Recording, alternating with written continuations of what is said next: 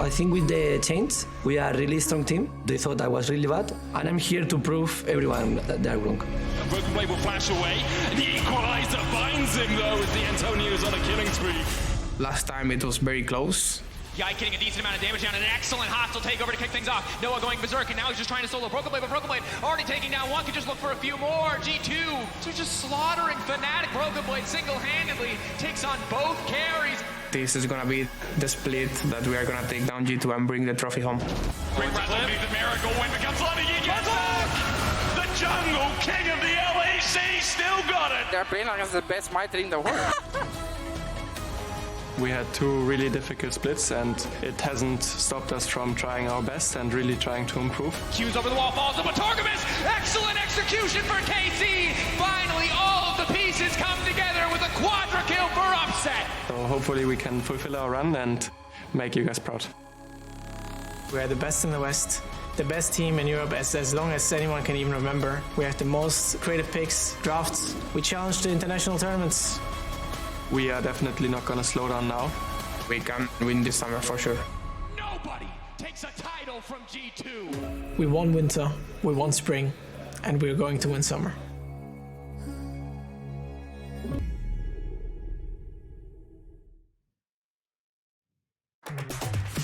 The LEC Summer Playoffs continue here at the Riot Games Arena in Berlin as we welcome you two new opponents, Fnatic and GIANTX here in this first round, and Oscarinin has brought his pet today, Dagda.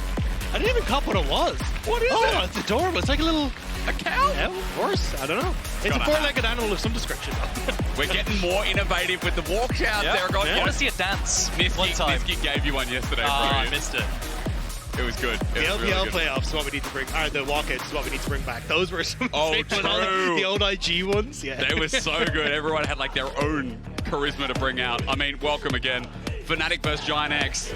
We're looking forward to this one because GIANTX have shown a lot of promise, especially in this split where they were very innovative through their mid laner, of course. And Fnatic, we know, are definitely one of the most innovative teams in the LEC outside of G2, and they're also a bloodthirsty team to beat. Yeah, I mean, my biggest question, you know, they've had 2 weeks. Okay, it's been 2 weeks. Have they figured out their issues? And the biggest issue to me is Humanoid AD mids. Now, is he going to be able to pilot them, or are we going to see the same kind of Varus performance that we saw before the break?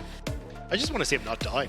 Not die in vain. It has not been looking. It's not been looking good. So I think the problem is as well is like Humanoid has been such a focal point of Fnatic that when he starts to blunder, or then it starts to impact Razork, that's kind of been that engine for a lot of the early game, and then the whole compartment starts to fall apart. So I think that's where I want to see Razork finding that success for Humanoid, going back towards pick like the Hui and the Taliyah that Humanoid found success on at the start of the split, and then seeing now if they can find that spark once more. I think the most interesting part is what we're going to see him pull on here, especially when Jackie's has that 80 carry priority, and it felt like it's driven him forward. The mid matchup has a lot of focus here, guys, but remember, as we go into pick and ban, we're going to start talking about these priorities on 14-13. Lee Sin is enabled. Anyone who's been watching LCK, it's enabled here, enabled in the LPL, so not to worry in case we see that here in the best of 3. Yeah, I think as far as priority picks go, right now Rumble's open, Tristana, Ashe, Corki as well. Yep.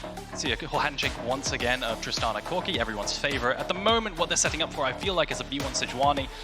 Both tank options, or rather anti-tank, but the Ivan is out, which facilitates the Sejuani first pick as well. And it's trying to get rid of what GIANTX have been comfortable with. When you look at their last few drafts, it has been that high priority on the Sejuani, or at least that first rotation of the jungle pick for GIANTX. But with Fnatic now being able to go, hey, we can probably steal that away, could be a good look. But it's also not something that we've seen Razork play a huge amount. He has been more going for these kind of like the Zinzaos, he's seen a little bit of Brand, like the Ivern has been a big pick, which is why we're seeing banned away. But I think, yeah, trying to get it out of the hands of GIANTX is a good shout. If I were to build off of this, I mean, you could do AD carry like Corki plus AP jungler. That'd be an angle that someone like Genji over in the LCK would do. Other than that, there really aren't any tank options for Juhan, which is something we always see him on. But AP jungler works really well because you have Jackies, of course, going to pick the AD carries in the mid lane. Juhan is really slim champion pool. I mean, it's the Sejuani, Vi, Maokai so far. That's all we've seen. We talked about it. This would be new again outside of regular season. But yeah, Brand is still just so strong. I think we started with Brand, Lilia, Karthus. Karthus not really seen anymore. Brand does well. And then a lot of the time, Lilia can be a 50-50. So that's the option here for GIANTX as they look elsewhere for AD carries to add into the mix. So I am curious if they're, well, they hover the Ashe, they're not going to go for it. But I think the big question mark for me is how does the support pool start to work out? Because we've seen a lot of teams go for something like the Rel on this next rotation, which Juhan has looked great on. But I think we've seen Braum really starting to rise up in priority. We saw how strong it was yesterday for MDK and has been a really solid answer.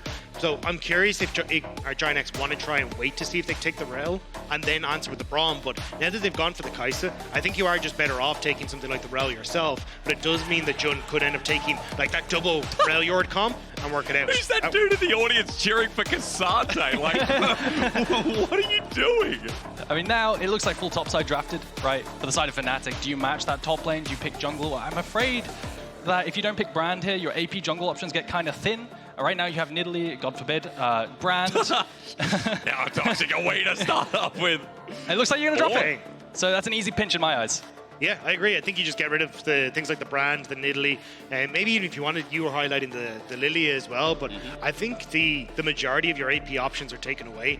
But Juhan is also, like, even when you look at his champion pool, has only gone for Sejuani via Maokai. So he's already in territory we haven't really seen from him before, and it's now going to be a bit of a different look where Juhan is less of that engage and kind of leading at the forefront. He's now going to be trying to set into more of a carry oriented pick, it feels.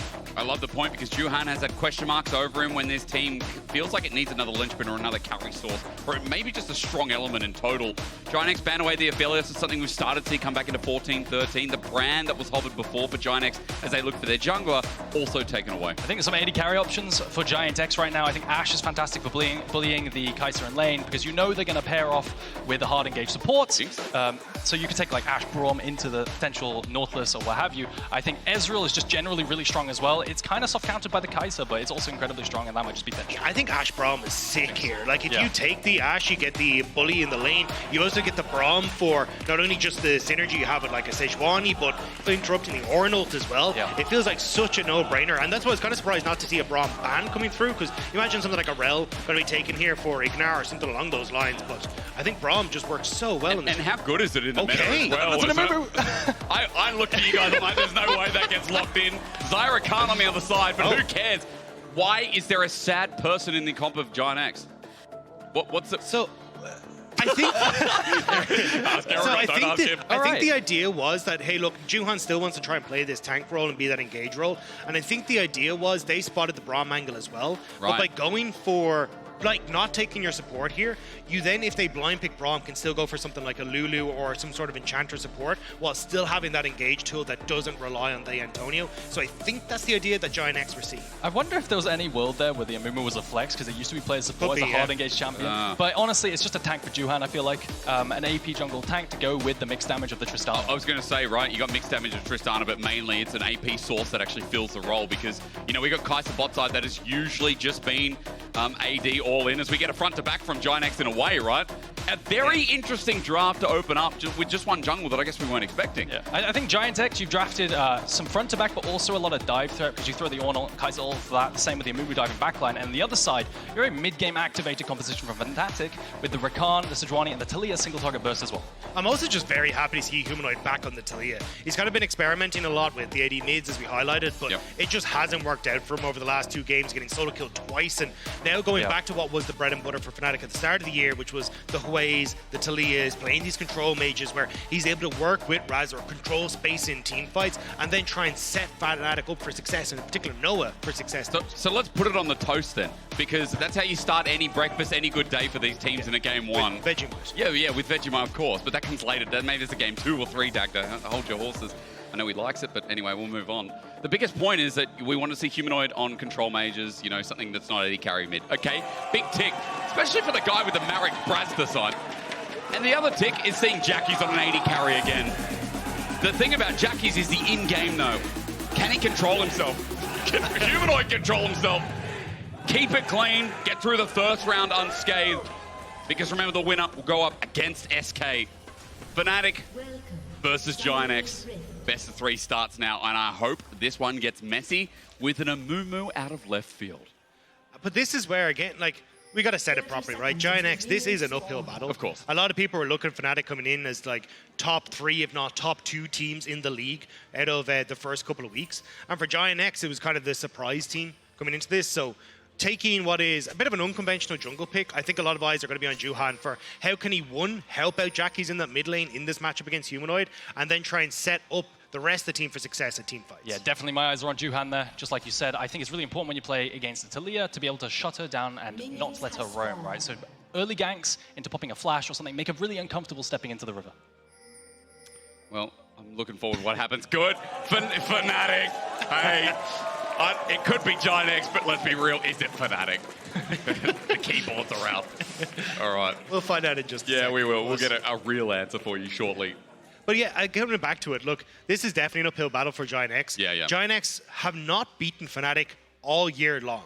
Like, this head-to-head has been so Fnatic favored. Not only that, it was Summer 2023 has been the only time ever, even back when GIANTX were still Excel, that they've beaten Fnatic in a best-of series. So for this, GIANTX, not only do they have to defy history, they have to defy a lot of the expectations coming into this match. Because while that uphill battle goes historically, as you said, I mean, this year alone, you have to remember in winter, they only beat Rogue through a tiebreaker to get into the winter playoffs. Remember, coming into spring as well, they only just managed to make it with a 6th place finish. Like, this team has, yes, always kind of been on the lower end, but this feels like the first split where like there's a lot of carry power through mid, there's a lot of power coming into the top lane unexpectedly. We weren't a fan of the Antonio. I wasn't, hands up, right? I didn't think he was that great at the start. Courts. He's developed. Yeah, I have to be, because I think he's developed into a really great top laner with a lot of potential. I think especially, I mean, we really saw him ramp up when he locked in that Rumble, that one game. Was I think disgusting. Yeah. It was that one time. And ever since then, he seems to have been playing a lot better. The start of the split was a bit of a struggle with the Zac, I remember that.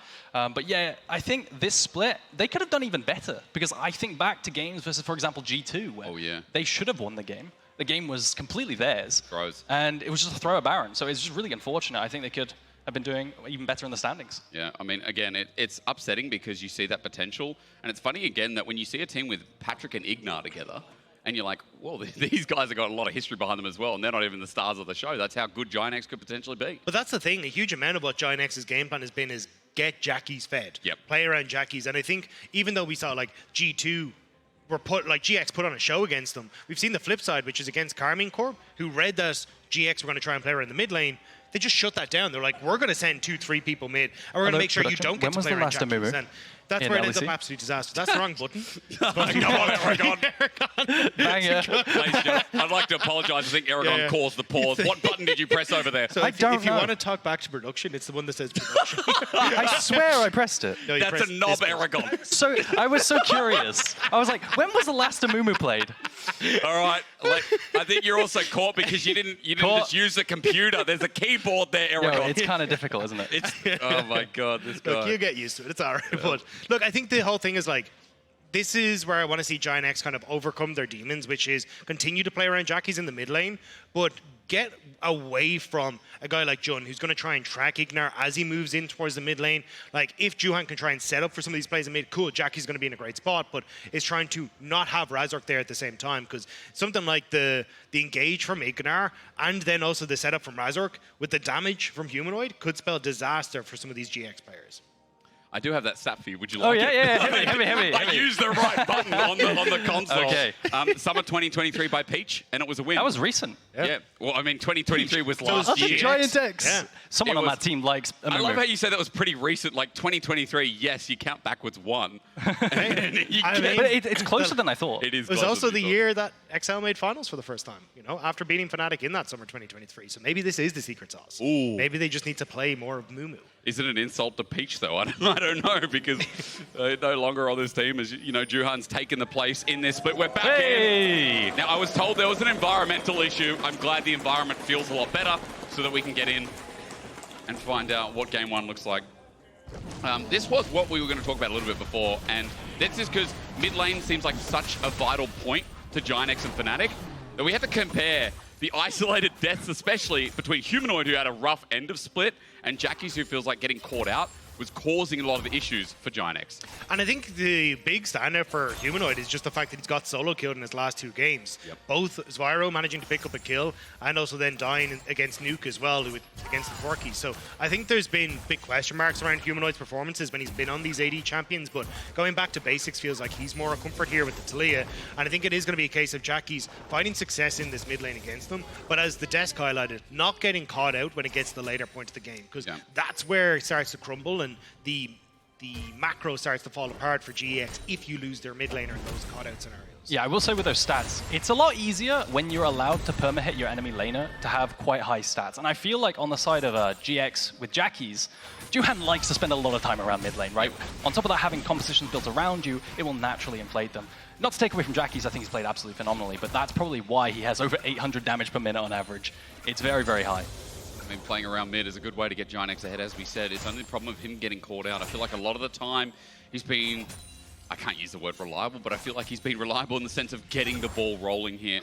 As we can see, Jackie's already on the most broken champion in the game, if you haven't already heard.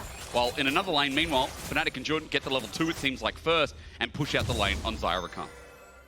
Juhan making his way to the top side here, though. The Antonio's quite far pushed in. Oscarinin won't get this collapse before Juhan's here. Ooh. Dodges as well. He gets grass. That's a good trade. Antonio is going to get the knock up as well. A great searing charger. Bellows breath. A bandage toss and wait for the first blood.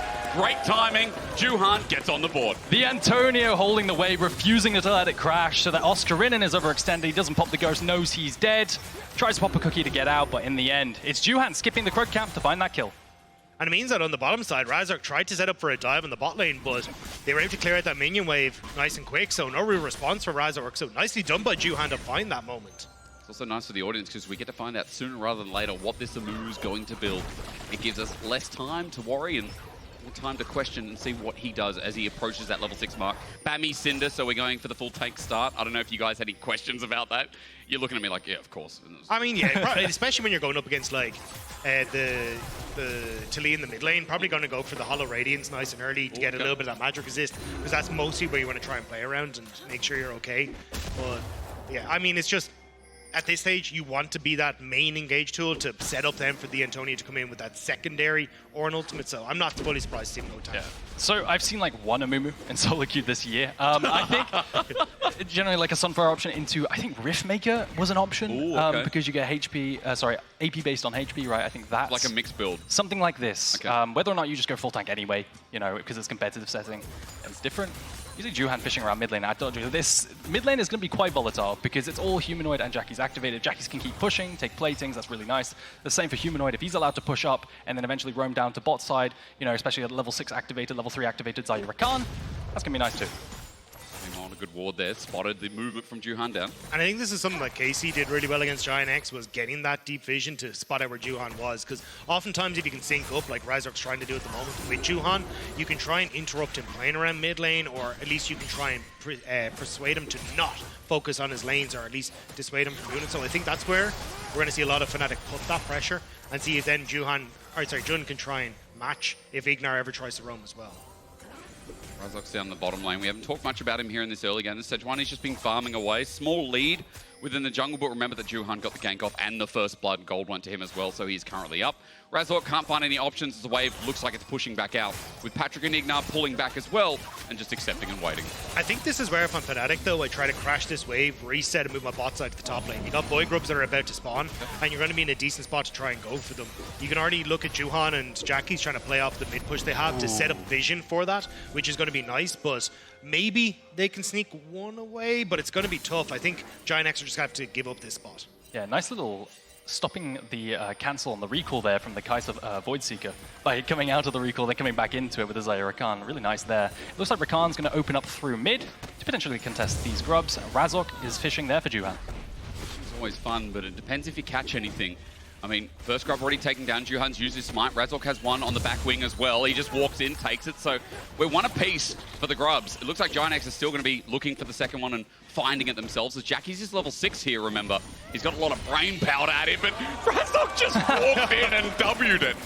Nicely done by Razork. That was a bit dicey because Humanoid wasn't here. Now he's going to cut them off. Now it's turning into something. I mean, Juhan might have to flash over the wall to get on out. He doesn't have his ult himself, and from Fnatic, they just launch themselves at it, walk at them, and GIANTX have to leave. I'm shocked that they managed to get that second Void Grub, because even when I was looking, Noah had gone back to bot lane, so they didn't even have the AD carry support, and Humanoid had pieced out, so that could have gone disastrously, but GIANTX unfortunately have to get it. Now Jun's here. I mean, Juhan has level 6, so under turret, I'm scared of a Curse of the Sad Mummy on 3 targets. Jun backs away. Good W, Jun. We saw that. You know, I'm kind of glad for Fnatic because of the...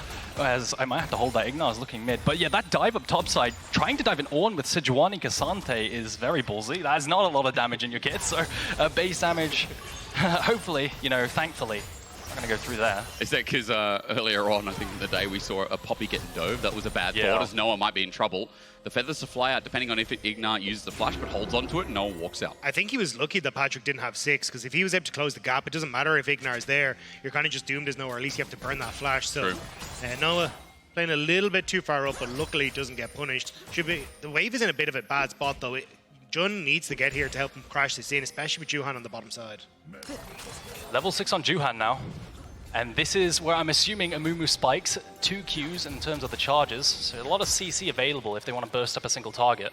I mean, with Alistar as well, we've seen, I think in the current meta, in the current drafts, gents, we've seen a lot of syncing up, like support engage, jungle engage as well, whether it's AP or not. Like, there's a lot of setup at this level. That's a flash forward from Jackie's. Trying to take on Humanoid. He gets one in return. Razork is just mad and throws out a flail. That's his ulti down too. So Jackie's already heavily trying to punish Humanoid here, popping the flash, so then maybe the regank from Juhan is going to be even easier. Flashless Taliyah, that's just a Amumu ulted on my screen. Maybe on a regank, a couple minutes time. It just felt very aggressive. You know, I was like, I think Humanoid was kind of expecting Juhan to be there, especially after he just saw him flash in, but I don't know, that was...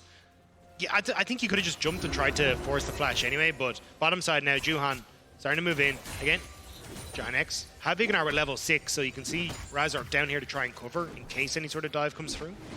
Are you guys worried about, I mean, I'm personally starting to worry and think about the options for the Amumu ult, right? Xayah ulti comes through as well. Getting near is hard with the Rakan. Also, remember, Bandage Toss stops the pebbles from Humanoid. I think the problem is, and why Xayah can do well in like certain situations getting away, is that there's so much on GIANTX you have to deal with. Right. Do you ult IgNar coming in? Do you ult Juhan coming in? Do you ult the Antonio ult? There's a huge amount of CC that can come your way, and kind of one get out of jail free card doesn't really cut it in these scenarios. Nice little bit of macro coming in from GIANTX there. You see the Antonio securing a wave crash and then shifting down towards mid lane to guarantee that they secure this dragon. No response available for Fnatic as Oscar has to receive a wave on top side, so he can't TP. So, overall, global macro goes the way of GIANTX. I want to see how it works towards grubs though, gents. We know it's the most important objective in the game. Fnatic just brute force their way into steal 2 and get the flash out from Juhan, which is almost up. As Oscarinin, meanwhile, in the top lane, that's a big CS lead, and I know there were a group of people up there before that forced Oscarinin towards the turret, but he's doing well. There's now Fnatic trying to do well here too. There's the weave as well. Juhan's going to get locked in place. He's got a Curse of the Sad Mummy. He pops it and he flips over. It hits 2 and makes a quick trade. But guess who's here to benefit? Jackie's picks up the kill versus Razork. Great for GIANTX, also getting the flash. You just don't have the damage in that situation. If Razork goes on one of his carries, that would have been fine, but the fact that you try and jump in against Jackie's, who's just able to burst out Humanoid immediately, and then there's no real follow-up from Razork, means it's a disaster for Fnatic. Yeah, I think that what they want to do is force a play on that Zeke's, what's the item called? The Zeke's completion Zeke's on Convergence, Sejuani, yeah. Zeke's Convergence. But like you said, they run out of damage with the double AP in the Taliyah and the Sejuani. Once you run out of base damage, the Amumu can live. And if that play is not quick, the Alistar can just join. So they banked on one-shotting the Amumu there and it didn't work out. I have to say, we know you're a top laner, but the fact you don't know what that is. I was going to say Zeke's Herald, but that's been gone for It's a while, yeah. That's a long TNT time. item now. Yeah. But I think this has kind of been where Fnatic's game style has been over the course of the start of the split versus the end of the split is, hey, we're going to leave Noah in this bottom side of the map and just try and play off of Humanoid's pressure in the mid lane to look for picks, looks to plays, and try and snowball things like early Void Grubs or Rift Herald through that. And they kind of leave Noah to be this late game insurance, and we're seeing it at the moment, but this time around it's coming back to bite Fnatic because they can't have that normal style of, hey, Razork can kind of supplement the damage that Humanoid might be missing in these early stages. And we see as well, I mean, for GIANTX on the other side, playing towards their conditions, I mean, around mid is good. Jackie's getting attention again, and with a great counter, a great reaction from Juhan, Jackie's gets a bit of the gold. He's 500 gold up on Humanoid. The only plus right now, say for Fnatic, outside of gold being even, is 5 grubs denied from the Tristana, which takes over the side lanes later. Yeah, really nice from Fnatic. Gonna help them play side lane with the K'Sante a bit more. They have the global from Taliyah to help facilitate that side lane play as the game goes on as well. And now any cross map that they decide to opt into, they will win because of the tower damage. And this is what so many teams have done, is opt into that cross map as soon as they get the 5 grubs. And you can see Fnatic going for it at the moment, which is, hey, we just push faster. Cool, we're going to rotate our bot lane up to this top side, try and play for a couple of those plates before they disappear, and just use the fact that we have an advantage. But now TP coming in behind Fnatic. Deep. Jackie's there, not spotted yet. He gets ulted, but he buffers onto Humanoid, gets the rocket damage down. And Patrik roamed up for that. I mean, GIANTX so far, really not afraid of pulling the trigger. That felt like a GIANTX the start of the year play, which is like just TP on mid and fully collapse, but it worked out beautifully. You were overextended as Fnatic because they weren't expecting Jackie's to try and TP back in. They didn't realize that the Kai'Sa was also going to be roaming up, so numbers advantage for GIANTX in the play, and they catch Fnatic out. Yeah, so making plays around Juhan's ultimate cooldown is, I think, the name of the game. That every single time it's down, they don't do anything, but when it's up, they start making plays because it's a really long cooldown. Amumu's ultimate's really impactful, so 150 seconds, I just looked it up. And that play with the teleport, really nice. Well, at least in the meantime, Fnatic aren't trading for nothing, right? They're not losing anything for something, as Jun might be caught out, as I say. That quickness is there. Weaver's Wall zones off nothing. It just gets Humanoid a little bit closer, but Juhan gets 2-man ulti. A double TP erupts in the topside jungle. The Antonio's here first, but he's taken so much damage as Oscar in a choke is doing work. The Call of the Forge God does more, though, and Jackie's cleans it up. Oscar had a great idea, but no one from Fnatic was ready to go in. As over the wall, Jun may have made another mistake. He's against the wall. He can't get out. GIANTX looking for the searing charge. Get the flash out of Humanoid.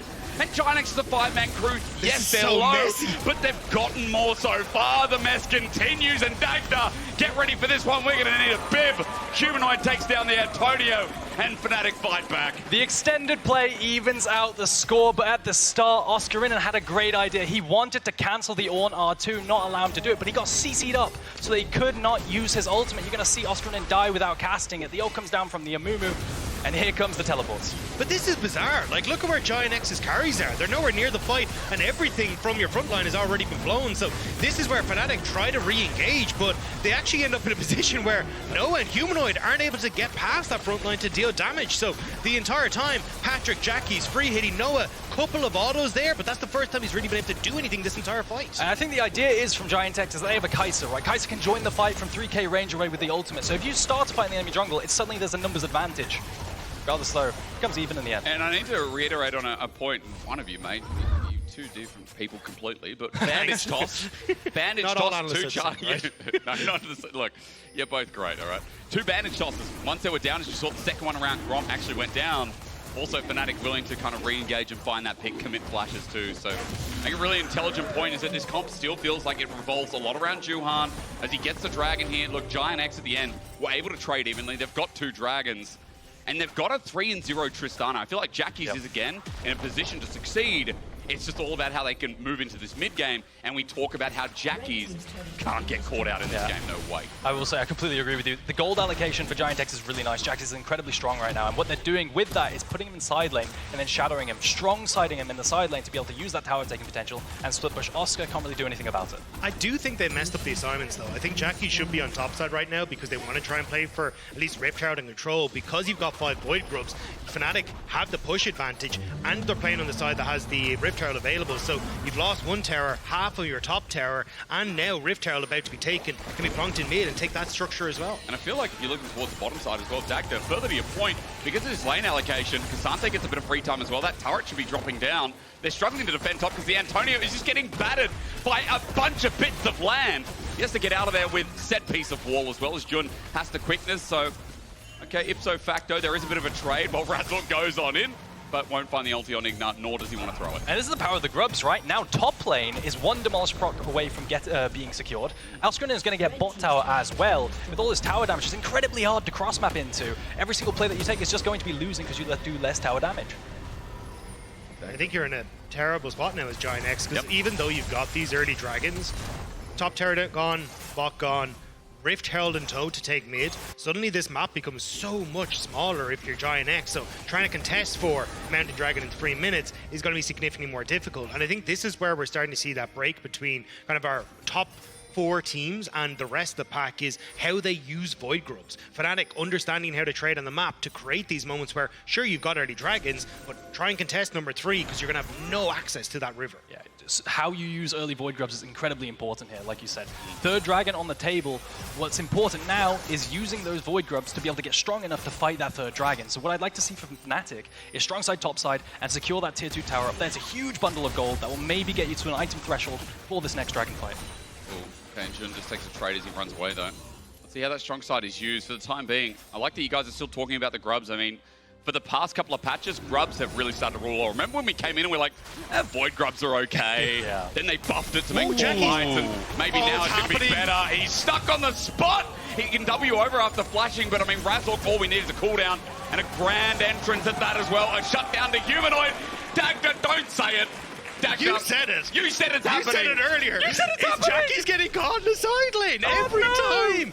Just when GIANTX need him to step up and be that carry, he overextends that a little bit too far. Fnatic collapse, and now they're going to get that top turret that you were asking for, Eragon. Jackie's was sitting on a ward that entire time, and Razork played it really well as an actor. He walked downwards like he didn't know, instantly turned around, snapping engages onto Jackie's, and he couldn't buffer the rocket jump away. In the end, that's exactly what I wanted, like you said. Another gold injection just in time for this fight, and now Jackie's also doesn't have flash. I think the over-investment, though, was the Rift Child. I think you probably could have just numbered advantage that top side to get that turret. Maybe a little bit nervous that GIANTX were going to pop up with Patrik and try and clear the way, but even then, Patrik doesn't have the best of wave clear, so I think you could have held that Rift Child for mid-structures, especially with Dragon now in a minute's time. It feels like GIANTX, with Jackie's now in a position pushing top, can contest first, but here... Yeah, let's see if it hurts them. I mean, this is a pinch. Look at the Weaver's wall. They can only go up, and IgNar's against the wall as he comes on in. The quickness brings them together. No one won't get a root back, though, but Oscar's position is so damn handy. Onto Patrik. He can't move. He has to flush over the wall, but Juhan, a one-man ulti, brings it back. It's a 2-man knockup from Antonio, brings it around. The top laner of GIANTX probably saved the rest of that play from being much worse. And I was really questioning this choice of fight from the beginning. I guess you want to flex that 2-item advantage on the Taliyah, but Sejuani had no ultimate. They just made that play onto Jackie, so it was really, really odd. I wonder why they didn't just wait for the next Dragon spawn. Also, Noah wasn't there. Noah was still coming out of base, and you could see, like, IgNar just kind of sat in the pit and was like, cool, but hang on, it's the Antonio. How much trouble? Andrew's going to do a lot of work now. He's able to hop out, but, I mean, IgNar just sat in the pit, was like, hey, Razork, I'll handshake you happily. If you're not in the fight, well, then it only becomes easier for us to take the 4v3 on the opposite side, so bizarre concept from Fnatic to try and take that fight, and now with Oscarinin only coming back onto the map, they don't really have the wave space for Dragon. There's been some strange moments in this game, gentlemen. You're saying this is Fnatic's turn as they try and make this pitch. Look at this collapse here. Oscarinin comes in from the flank, and it looks really good because he has a bunch of AoE damage. The Q-Flash misses from IgNar, but then he just gets popped, right? The CC comes through with the Amumu ult. And I will say now that Amumu ult's down for Dragon because, like we highlighted, it's a really long cooldown. I will also say, Noah was there, but he just had to walk the whole way around because he couldn't be positioned against the Antonio. So now GIANTX setting up, Vision is in their favor in the river, and it's Fnatic. We're going to try and play through these chokes, but that's exactly where GIANTX want to try and take the fight with the amount of CC that they have. Trying to read the wheel. Juhan's ulti, you're right, it's not up, but it seems it's coming up like, what, 20 seconds, 30 seconds? Everyone zoom in. It's only a handful. Put your head to the screen and tell me at home. As Baron spawns on the top side. Available. It is? Okay, that's good to know. Level 11 also provides that as well as moving towards this Dragon. Fnatic want to stop the stacking fast. 2 items on the AD carry. Jackie's. Can he free hit? That is the question. There's a lot of threats to worry about. This 3-man core of the Taliyah, Sejuani, Rakan has so much CC potential. Well, the Forge God starts it off onto Oscarinin in the core. The Forge God's in the backline instead. Oscar takes up a lot of damage. Oh, the charge! Antonio, he debuts in a big way. The feathers fly out, but GIANTX already have the pick. Fnatic are scent packing, and man, I swear, this guy has gone from 0 to hero this split, and I just love the story. And it's a huge ultimate in that choke in the river from Juhan on the Amumu. I love to see it. I was concerned when all the meta junglers got pinched as a circle. But there's a huge knockup from the Antonio. Chain CC'd with the ultimate from the Amumu. And that's the one fight from GIANTX. Yeah, tried to set that up a little bit better, failed miserably. That was beautiful. Dagda, I think you sold the point. Yeah. That area, that's where it went. But this is what we were saying was like at the start, these choke points are super dangerous for Fnatic because the Antonio has big AoE right in that smack bang in the middle. Same with Juhan, and even then you can see the knock-up after. Really good placement of the pillar, and that's what you'll see good Ornns do, is use that pillar placement to zone teams out of positions in those chokes, and GIANTX played around that very, very well. We talked this up like a bit of a hero story. Dagda, you said it's an uphill battle, not only historically, but we know this year with GIANTX, you know, hoping to boast their best performance here in round one against a Fnatic that struggled in the last week. A Fnatic that we were really concerned with. They found some good picks this game, but their team fighting, the setup, I guess, decision-making, gents, hasn't been pristine as what we expected from a top 2 team who represented us at MSI. Yeah, I think it's just how they've entered into fights in a lot of situations for Fnatic has been, hey, yes, we can find this engage, but we're not really thinking about how our carries can be set up to follow up. Right. Speaking of, Razork. Yeah, he's isolated, but he's got members nearby. Juhan thinking about using the ult, but he walks through as he gets ulted himself. He might have to pop it now. There's the Weaver's Wall following through. Juhan gets zoned away. The difference is Antonio's here on the counterplay, gets the Ornn Forge God set on up as a searing charge with a pillar out is good, but Juhan flies in and makes some weep, but a root back is great. Now Fnatic can play front to back. A counter after counter after a counter, and Fnatic have stopped counting with the play one. This time GIANTX throw everything onto the tanks, so when they try to follow up, there's just not enough damage coming out from Patrik. Jackies isn't able to get into position, and Fnatic are like, right, now we turn. They find those moments to get access to backline and take down Juhan. Yeah, Juhan finds a dive onto the backline. At the start, this looks like kind of a questionable engage as well. Razork engages onto the Amumu again. We saw this before, and they don't kill him. They use so many tools, but then Juhan decides, I'm going to go forward. I have the Kai'Sa backing me up. If I dive, Kai'Sa can follow up as well, but the damage isn't there because it's just the 2 of them. You take a look. Juhan finds it with the second Q. The ultimate comes through, and Patrik can't do the DPS. Yeah, you can see Patrik trying to reposition, but as you say, there's no DPS onto those tanks. And then Humanoid free to play up, Noah free to play up, and it's the re-engage that comes back to bite GIANTX. And without Jackie's really able to get into position to follow up, it's a one man trying to do the job of 5. And again, the counterplay from Fnatic's been great, but this starting game has been exactly that, kind of like a start off the benchmark for both these teams. As we look at time as that Baron is up, and it looks like that's what Fnatic are trying to clear vision around for the time being, while GIANTX hold desperately onto this mid-tier 1. Yeah, and I will say, despite what just happened in that team fight, GIANTX is still in a really comfortable position. 3 dragons, and a really good scaling dive composition, in my opinion, with a front-to-back option as well. GIANTX have a lot of options, and it's not they're not out of it yet. If they secure this next dragon, it's going to be a complete wash. Oh, true. Mountain Soul as well on an Ornn Amumu comp, you know, with the Alistar as well. How do those front lines die? Well, that's the problem, is that, like, for Fnatic, they haven't really been setting up to try and play through their strengths, right? You got the early Void Groves. We saw 1 or 2 good plays to try and take, you know, the top inner turrets and set up for yourselves. But after that, it was overextensions on multiple fronts, trying to find picks that ended up backfiring. And now, sidelines have been abandoned. This has just turned into a pure ARAM, which honestly works out better for GIANTX because they have so many engage tools. They have the poke from Patrik that can come through, and as long as you get to keep playing for that, you can see they just get to bully Fnatic back, and now should be able to get mid lane turret. Push in, Antonio now groups in as well. Remember, he's got that ulti available. They've got 1 grub themselves, that helps out, and push comes through. Gold is even yet again. A minute until that dragon, gents, and I think it's an item check-in time, right? We've got 3 items here on Jackie's, importantly. On the Tristana is, no, don't do it again!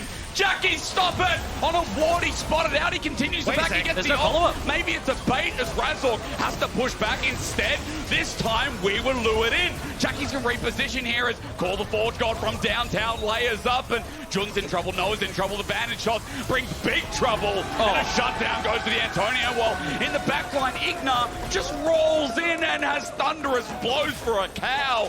I mean, I'm sorry, Jackies, that time you baited me in hard. Sometimes you should ask, not can I, but should I? And Razork has not done that this game.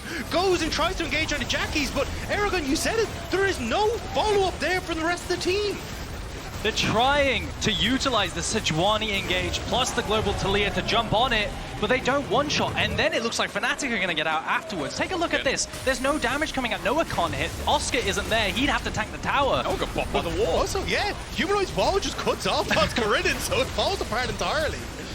Afterwards, Fnatic walk away on a sliver HP. You think they're going to get out, but Noah's stuck. He's in no man's land, and in the end, it's double AD carry plus an Amumu. That Baron absolutely melts. And I love it again. The Antonio back on this Ornn, though, I keep saying, as a pick starts off for IgNar. Remember, he used his ult in the previous engage as Juhan is here just to cover with the ulti. Let's put our face to the screen. It's still there. It's still there. Okay, well, that's always there to threaten. It's hard. It's a small corner, Dagda. Can't see. Not so far away from it. It is very far, you're right. For fourth dragon, though, how close can Fnatic bring it? Because, again, this would be soul for GIANTX. With this composition, they need to stop it. Walking in through this choke is kind of difficult. Jackie's caught out. Is he dead? Yes, he is. There's a shutdown. Fnatic open up with a bang, and GIANTX have to wonder where it went wrong. Juhan dead as well. I mean, that is a mistake you can't make. That ward over there doing a lot of work. Yeah. Trying to walk through that choke point is incredibly difficult. Through the Taliyah rocks, through the one-shot potential of the CC from Taliyah and Sejuani. Okay, under turret, the Antonio has to flash as well as Fnatic look for that tier 1. Remember, GIANTX have the Baron, so it makes it harder to push, but with that pick off, Fnatic have got a bit of tempo in their stride. They're trying to just cut them away from the... He can bop through it. Ulti's going to come through. The Antonio looking for the knockup. He does find it underneath turret. Knocks Juhan a second time through the loop. He doesn't get tagged away as Razork over the wall once again, but the turret still standing. It depends how much time GIANTX have as Juhan needs to get out of there quick smart, but the turret still falls as Patrik off the back end. Some star power sprinkled into the mix. Still, Fnatic get the tower, so they're going to be relatively happy with that and went 1 for 1 in the trade. Especially getting that dragon just off the back of Humanoid was huge, so Fnatic starting to get a little bit of control. And even look at the top of your screens, that Red Bull Baron power play, minus 500 gold for GIANTX. It's been a complete waste of that buff.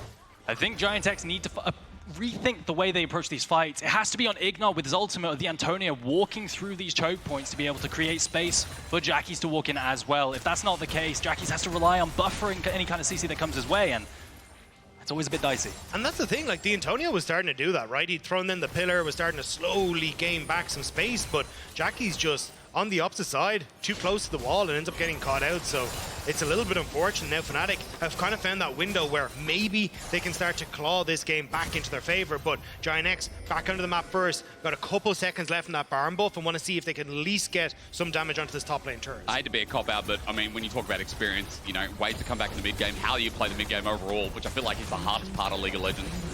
You can argue that one. It feels like Fnatic always had that edge with strong mid-jungle, with their comp starting to come together that we saw in the early game was a bit of a flop. But this is the thing, right? We saw yesterday with MDK. Everyone thought the BDS was going to sweep it. Not looking so good. GIANTX now today coming in against Fnatic, putting on a show, really pushing Fnatic to their limits. So this is not going to be just an easy walk in the park for Fnatic. And now they've got to try and find ways to claw this game back, find the picks where they have that follow-up from their carries and can actually kill Jackie's or find Patrik and then get control back in this game. You can tell there's a lot of tension there between both of the teams. There were so many TP flank ward options there on either side, especially with GIANTX hitting that tier 2. Both top laners were just sitting on the wave, not even doing any damage to it, just eyeing up the potential teleports to start a fight. Dagda, you said it's not going to be a walk in the park, but I hope it's like Wet and Wild. If anyone knows what that is, like a water park, you know, you got Wet and Wild here? Like water park. What is the water park called in Germany? Waterworld. Is that actually what No, it's that's called? English. No That's English. That's English. Well, I that's mean, good enough. I'm from Ireland. We don't really have the sun to do water parks, so we do struggle. It gets hot there, surely, though. It reaches that's a water bolstering 20 degrees sometimes. Well, Yeah. look, you That's might not be a used to it, roller but that's, yeah, it's a roller coaster. It's like a water slide, you know? Yeah. And for me, I feel like it's going to get real sloppy as now Fnatic find a pick onto IgNar. They force out the ulti, but the Amumu ult sets it up, but no one's there. Antonio gets his ult a little bit later, but IgNar now has to flash away. They rely on Patrik and Jackie's to hit it up as the Antonio gets some flashes out in the meantime. A couple of summoners from Fnatic used, no flashes, but a cleanse, a heal, but still an ultra win here as they consider to set up again. IgNar, brother, what are we doing? Okay, well, that is grade A Wagyu beef. And the entirety of Juhan's champion's kit, Amumu, is countered by Noah's cleanse spell. He engages, doesn't land the Q onto Noah, but Noah just cleanses the ultimate anyway, and in the end, the free hit onto Juhan means he falls. At the end of it, GIANTX's carries look like they're going to take down Razork, but it's not enough. Yeah, Fnatic able to come out on top once more, but again, it was kind of like GIANTX responding to Fnatic's pressure and then saying, hey, can we? But not really having the forethought to say, hey, look, have we got the pieces in position again? Because as you come into this, you can see Jackie's was pushing down on that bottom side, which is what started Fnatic thinking, hey, we can try and find this pick. And as Eragon pointed out, Noah totally find a free hit. Jackie's ends up late to the party when Juhan's already gone down. IgNar's had to flash out. The Antonio doesn't quite get the knock-up there on that re-engage, which could have set up for Jackies and Patrik. But after that now, Humanoid able to play very far up, trying to get the setup. And this from IgNar was just bizarre. There is zero follow-up there. And even the fact he went over the Unraveled Earth means he just gets CC'd. I just think Xayah's so good into GIANTX's comp. It's a full dive composition. What you need to do is you need to layer absolutely everything. But first of all, you need to pop the Xayah ultimate, and then you can full send it onto the backline afterwards. But that's really difficult and requires a lot of coordination. And it's just too much for GIANTX. And on that point, you full send it as well, but you got a cleanse available too. I know that's down for the time being, but another tool added into the kit as Fnatic have really grasped back this game, it feels like. Dragon feels a lot more competitive. Dolts feel competitive from Razork as he sends it out again, gets some AoE damage onto Patrik, but IgNar with the reignite, the reset-up, gives Antonio a target. Curses the Sad Mummy as well onto Oscar. He can't move either. Onto the Antonio Razork. It's an Ornn. What are we doing there? Fnatic lose it all, and GIANTX are blowing my mind a bit. GIANTX, they decide we can't dive the Xayah.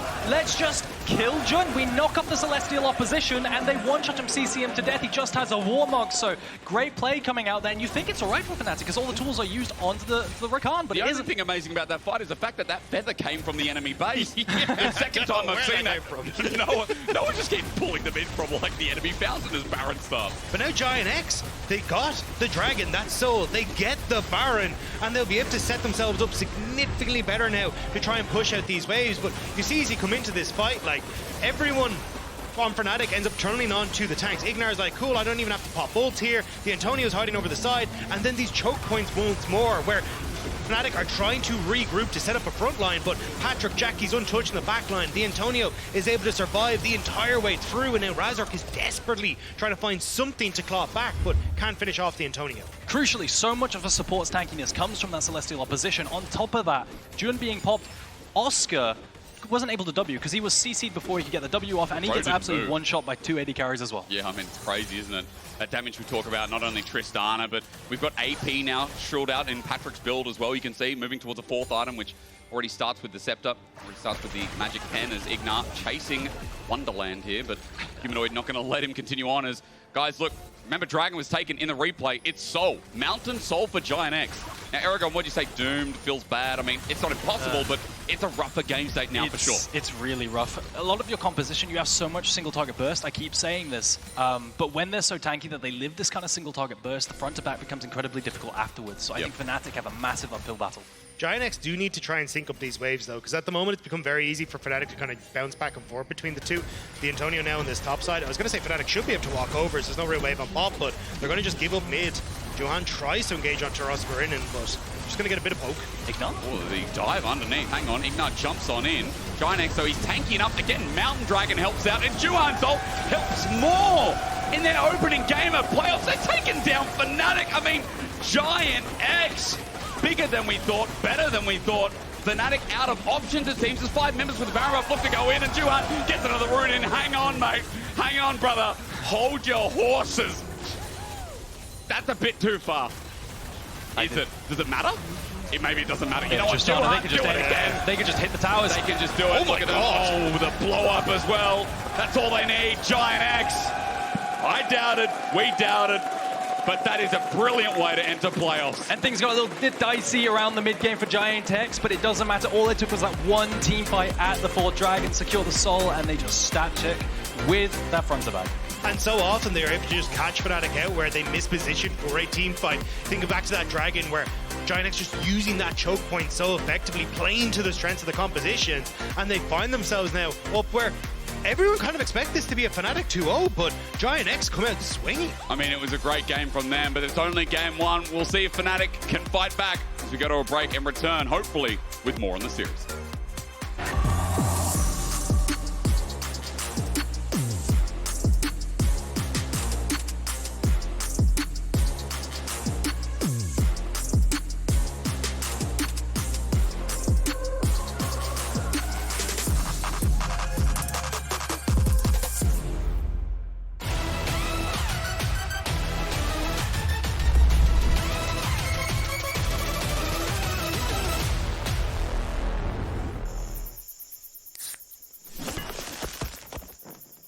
Red Bull gives you wings.